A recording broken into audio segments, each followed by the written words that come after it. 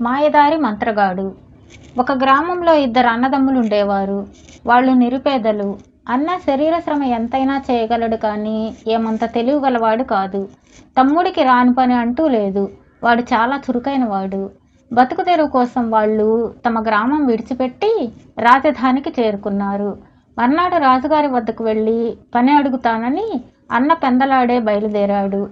సాయంకాలానికల్లా తిరిగిరా అని తమ్ముడు అన్నను హెచ్చరించాడు. అన్న వెళ్ళేసరికి రాజుగారు ఉద్యానంలో పచారులు చేస్తున్నారు. ఆయన అన్నను చూసి, ఎవరు నీవు, నీకు ఏం కావాలి అని అడిగాడు.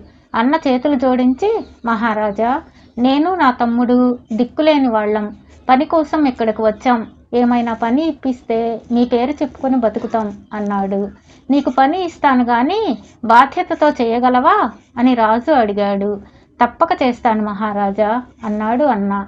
రాజు అతన్ని మందిరానికి తీసుకుపోయి ముచ్చటైన తెల్ల మేకపిల్లను చూపించి, దీన్ని తీసుకుపోయి అడవి అంతా తిప్పి సూర్యాస్తమయం అయ్యేలోపున తెచ్చి నాకు అప్పగించాలి. ఒకటి మాత్రం గుర్తుంచుకో, తూర్పున ఉన్న గుట్టను మాత్రం దాటవద్దు. నేను చెప్పినట్లు అక్షరాల చేయకపోతే తీవ్రంగా శిక్షిస్తాను అన్నాడు. అన్నింటికీ తల ఆడించి రాజుగారి మేకపిల్లను ఒక చంకన, ఆయన ఇప్పించిన ఆహారం మూటను మరొక చంకన పెట్టుకుని అన్న అడవికి బయలుదేరాడు. అడవిలో దింపగానే మేకపిల్ల పరమానందం చెందినట్లుగా పరుగులు తీసింది. అన్న కూడా దాని వెనకనే పరుగులు తీశాడు. ఇలా పరుగులు తీస్తూ వాళ్ళు అడవిలో చాలా దూరం వెళ్ళిపోయారు. మధ్యాహ్నం వేళ అన్న ఆహారం తింటుంటే వాడితో పాటు మేకపిల్ల కూడా ఆ ఆహారమే తిన్నది. తరువాత వాళ్ళు మళ్ళీ అరణ్యంలో సంచారం ప్రారంభించి అనుకోకుండానే తూర్పున ఉన్న గుట్ట దగ్గరకు చేరారు. ఆ గుట్ట అంతటా పళ్ళ చెట్లు ఉన్నాయి. వాటి నిండా చాలా పళ్ళు ఉన్నాయి. రాజుగారి హెచ్చరిక మరిచిపోయి అన్న జిహ్వ చాపల్యం కొద్దీ గుట్ట ఎక్కి చాలా రకాల పళ్ళు కోసుకు తిన్నాడు. వాడు తిన్న తేనె పళ్ళ రసం చేతుల నిండా అంటుకుని వాటిని కడుక్కోవలసి వచ్చింది. సమీపంలో ఎక్కడా నీరు కనిపించలేదు.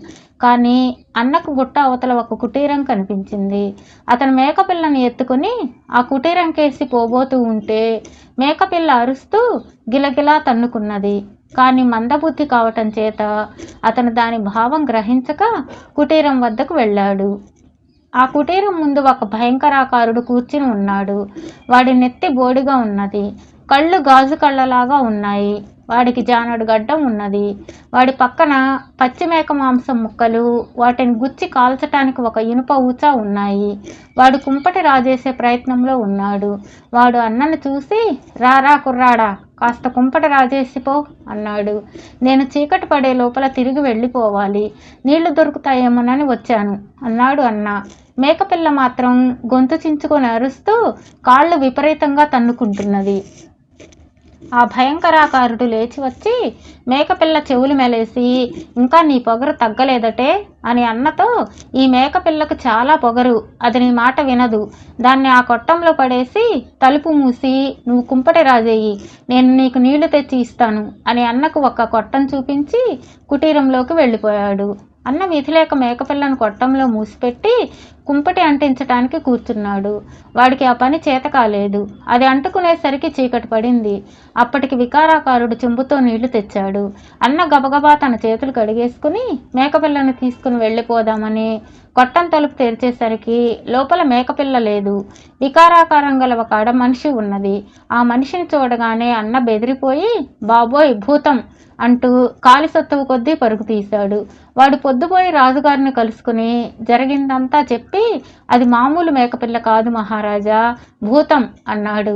అంతా విని రాజు ఉగ్రుడై, ఈ ద్రోహిని తీసుకుపోయి చీకటి కొట్లో పారేయండి అని భటులను ఆజ్ఞాపించాడు. వాళ్ళు ఆ ప్రకారమే అన్నను తీసుకుపోయి చీకటి కొట్లో బంధించారు.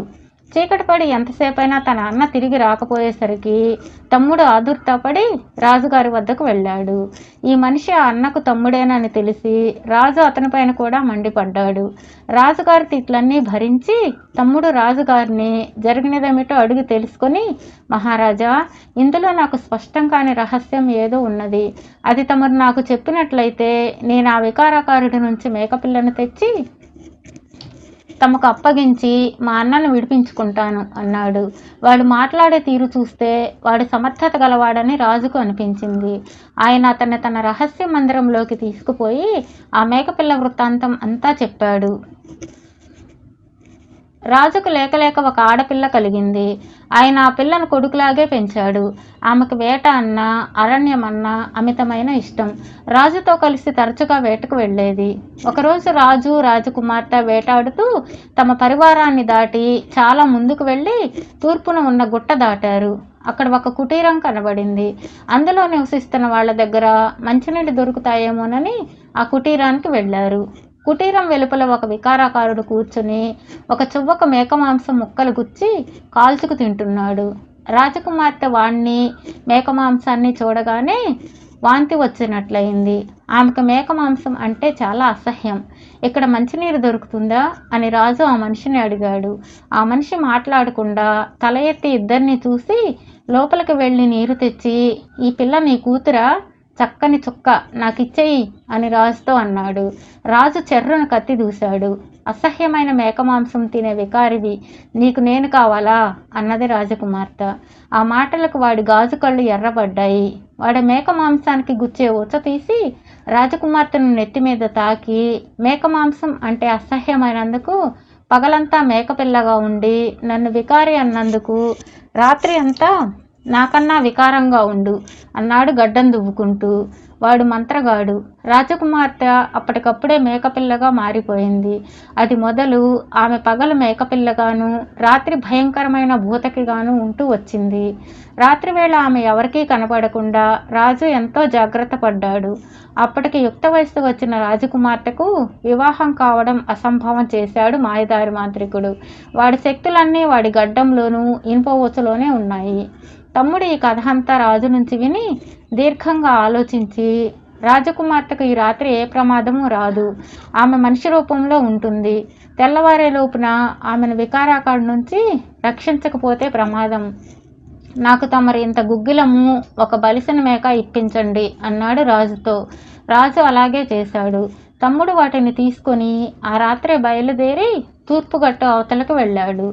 మంత్రగాడు కుటీరం ముందు కూర్చుని ఒక చేత్తో మాంసం కాల్చుతూ రెండో చేత్తో తాగుతూ మహదానందంలో ఉన్నాడు. తమ్ముడు వాడి ముందు మేకతో సహా దిగి, మామా మాంసం కంపు కొడుతున్నది అన్నాడు. రారా అల్లుడు, ఎక్కడి నుంచో మంచి మేకను సంపాదించావే అన్నాడు మంత్రగాడు. నీకోసమే, నీకు మేకలంటే మహా ఇష్టం కదా అన్నాడు తమ్ముడు. అయితే ఆలస్యం దేనికి, కొయ్యి, ఈ మాంసం చప్పగా ఉంది, శంకరజాతి మేక కాబోలు అన్నాడు మంత్రగాడు. అదే పొరపాటు, ఏ మేక మాంసమైనా రుచే, నీకు కాల్చటం చేతగాక మార్చేస్తున్నావు, ఇంకా రుచి ఏం బాగుంటుంది, నేను కాల్చి చూపిస్తాను చూడు అన్నాడు తమ్ముడు. అయితే నువ్వు కాల్చి చూపించు, నేను కూర్చుంటాను అంటూ మంత్రగాడు ఊచను తమ్ముడికిచ్చి తాను ఎడంగా కూర్చున్నాడు. తమ్ముడు ఆ ఊచకు ఒక పచ్చి మాంసం ముక్క గుచ్చి కాల్చసాగాడు. కొద్దిసేపట్లో అది మంచి వాసన కొట్టసాగింది. అల్లుడు, నిజంగా వంట తెలిసిన వాడివి నువ్వు, వాసన అలా ఉండాలి, ఈ ముక్కు ఇట్లా పారేయి అన్నాడు మంత్రగాడు. తొందరపడక మామ, ఇంకా కొంచెం కాలాలి, వాసన బాగుంటే దగ్గరకు వచ్చి వాసన చూడు అన్నాడు తమ్ముడు. మంత్రగాడు దగ్గరకు వచ్చి కుంపట మీద ముఖం పెట్టి కళ్ళు మూసుకొని ఆనందంతో వాసన గట్టిగా పీల్చాడు. అదే క్షణంలో తమ్ముడు నిప్పులో ఇంత గుగ్గిలం చల్లాడు. భగ్గున మంట లేచి మంత్రగాడి గడ్డం కాస్త కాలిపోయింది. మరుక్షణం తమ్ముడు వాడి నెత్తిన ఉచతో కొట్టి, మేకగా మారి నీ దారిన నువ్వు పో అన్నాడు. వెంటనే మంత్రగాడు మేకపోతుగా మారి అరుచుకుంటూ అరణ్యంలోకి వెళ్ళిపోయాడు. మంత్రగాడి శక్తులు పోగానే రాజకుమార్తెకు మామూలు రూపం వచ్చేసింది. ఆమె అతనికి తన కృతజ్ఞత చెప్పుకున్నది. తమ్ముడు మంత్రగాడి ఊచ కుటీరంలో పారేసి కుటీరానికి నిప్పు పెట్టి రాజకుమార్తెను తీసుకుని తెల్లవారే సమయానికి రాజభవనానికి తిరిగి వచ్చాడు. ఎంతో కాలానికి తన కుమార్తెను యథారూపంలో చూసిన రాజు ఆనంద బాష్పాలు కార్చారు. తనను తిరిగి మామూలు మనిషిని చేసిన వాడిని పెళ్లాడతానని రాజకుమార్తె ఏనాడో నిర్ణయించుకున్నది. ఆమె కోరిక ప్రకారం రాజు ఆమెను తమ్ముడికిచ్చి పెళ్లి చేసి తన అనంతరం అతనే రాజు అవుతాడని ప్రకటించాడు. అన్నా తమ్ముడు వెంటే ఉండిపోయాడు.